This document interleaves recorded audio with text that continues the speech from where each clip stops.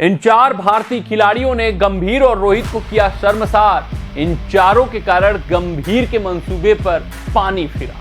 जी हां, अगर हम बात करें श्रीलंका के खिलाफ पहले ओडीआई मुकाबले की तो मुकाबला टाई रहा है, बराबरी पर समाप्त हुआ है। लेकिन आप ये भी कह सकते हैं कि भारतीय टीम में मुकाबला हारी। हाँ, आपको अगर अपने दिल को दिलासा देनी है, आश्वासन देना है, तो चलिए मुकाबला टाई रहा है, ये कहा जा सकता है। लेकिन ये मुकाबला भारतीय टीम हारी है, क्योंकि अगर भारतीय टीम की बल्लेबाजी यूनिट और श्रीलंकन टीम की बल्लेबाजी यूनिट की तुलना आप करेंगे तो जमीन आसमान का अंतर है। ये आप भी जानते हैं, हम भी जानते हैं और पूरी दुनिया ये बात समझती है। तो गंभीर के मंसूबे पर पानी फिर चुका है। जो गंभीर अपने इस पहले श्रृंखला को यादगार बनाने चाहते थे, जो गंभीर इस सोच से आए थे, इस फिराक से आए थे कि हर एक मुकाबले में श्रीलंका को मात देंगे, जो गंभीर नेवर डाई एटीट्यूड भरना चाहते थे भारतीय खिलाड़ियों में, उनके मंसूबे पर पानी फिर चुका है और भारतीय टीम एक जीता जिताया मुकाबला हार चुकी है। जो हस्र तीसरे टी20 मुकाबले में श्रीलंका के साथ हुआ,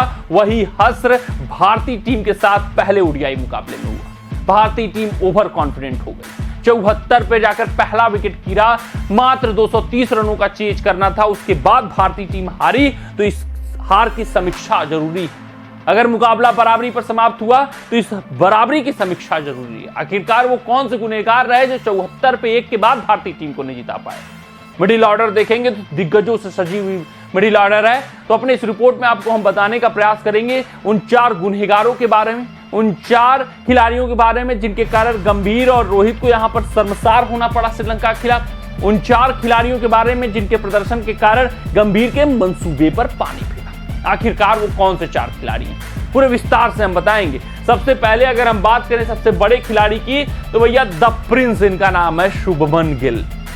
इस तरीके से खेल रहे थे जैसे कोई बच्चा यहां पर खेलने आया हो। एक तरफ से रोहित शर्मा विस्फोटक अंदाज में बल्लेबाजी कर रहे हैं, एक तरफ से रोहित शर्मा 120, 125, 130 का स्ट्राइक रेट मेंटेन कर चल रहे हैं। एक दूसरी छोर से द प्रिंस कहे जाने वाले, भारतीय टीम के सुपरस्टार कहे जाने वाले, भारतीय टीम का भविष्य कहा जाने वाले, इस वक्त के उपकप्तान शुभमन गिल 16 रन बनाते हैं, 35 गेंद खेल लेते हैं पावर प्ले के ओवरों में, जहां पर हम ये इंटेंट बनाने का प्रयास कर रहे हैं कि हम ऑल आउट अटैक जाएंगे, 10 ओवर में विस्फोट करेंगे, पावर प्ले के ओवरों का मैक्सिमम उपयोग करेंगे। और ऐसी पिचों पर जहां पर गेंदें घूमती हैं, जहां पर बाद में जाने पर पिच और स्लो होती है और हरकत करती है और टर्न मौजूद रहता है, उस पिच पर तो ओपनर्स का रोल और बड़ा हो जाता है। यहां पर शुभमन गिल अगर रन ऑफ बॉल भी बनाते तो शायद भारतीय टीम और अच्छा खासा स्कोर पावर प्ले के ओवरों में बना लेती।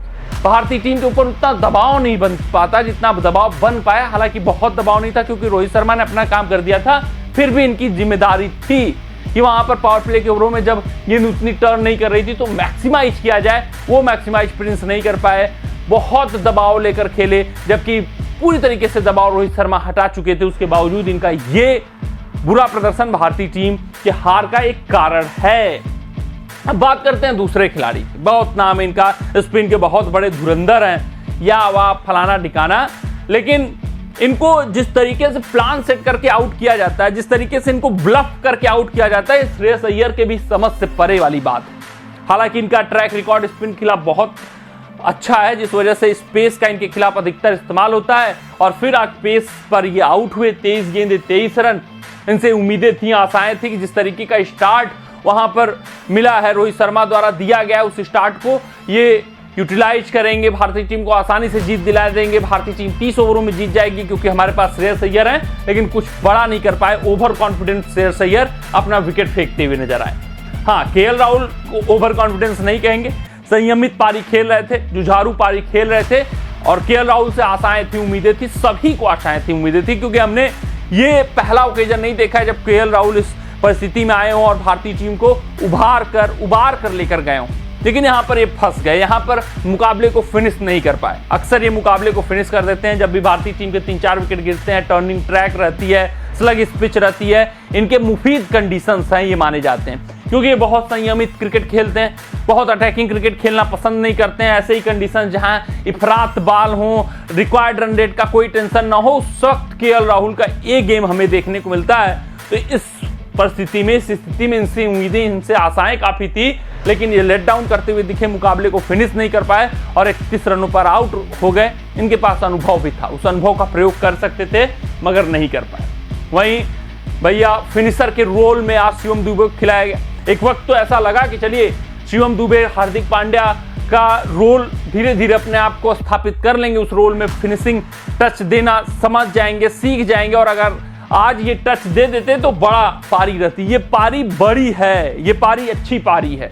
यहाँ पर सिर्फ और सिर्फ ये नाम इसलिए इंक्लूड किया गया है कि ये फिनिश नहीं कर पाए, लाइन क्रॉस नहीं करा पाए, लाइन तक पहुंचाया, वहां तक भारतीय टीम को लाकर अगर किसी ने खड़ा किया, बराबरी कराई या हारा हुआ मुकाबला तो शिवम दुबे हैं। 25 रन 24 गेंद 2 छक्के भी इसमें शामिल हैं। तो बेहतरीन अटैकिंग पारी, अटैकिंग इंटेंट था। लेकिन जो क्रूशियल काम होता है, आप लाइन पर खड़े होकर ये नहीं कर सकते कि मुकाबला जीत गए, क्योंकि आप भारतीय टीम है, श्रीलंका से मुकाबला खेलना है, टाई भी मंजूर नहीं है आपको। तो यहां पर शिवम दुबे को थोड़ा सा सीखना होगा, थोड़ा सा समझना होगा कि मुकाबला फिनिश करना, वो भी इतने क्रूशियल जंक्चर पे आकर कभी मुकाबले को छोड़कर नहीं जाया जा सकता है। तो शिवम दुबे फिनिश नहीं कर पाए, जिस फिनिशिंग रोल के लिए इनको रखा गया था वो कारनामा ये नहीं कर पाए और भारतीय टीम एन वक्त पे इनका जो विकेट गिरा उसके कारण मुकाबला टाई रहा। तो इन 4 कह सकते हैं खिलाड़ियों के कारण गंभीर के मंसूबे पर पानी फिरा है रोहित शर्मा और गंभीर को श्रीलंका के खिलाफ शर्मसार होना पड़ा है। कमेंट सेक्शन में कमेंट करके बताइएगा कि आपके हिसाब से कौन गुनहगार है। मिलते हैं अगले रिपोर्ट में, तब तक आप अपना ध्यान दें, सुरक्षित रहें, स्वस्थ रहें, मस्त रहें। जय हिंद, जय भारत। अगर ये वीडियो आपको पसंद आया हो तो इसे लाइक और शेयर करें और क्रिकेट से जुड़ी अन्य जानकारियों के लिए हमारे चैनल को सब्सक्राइब करना ना भूलें।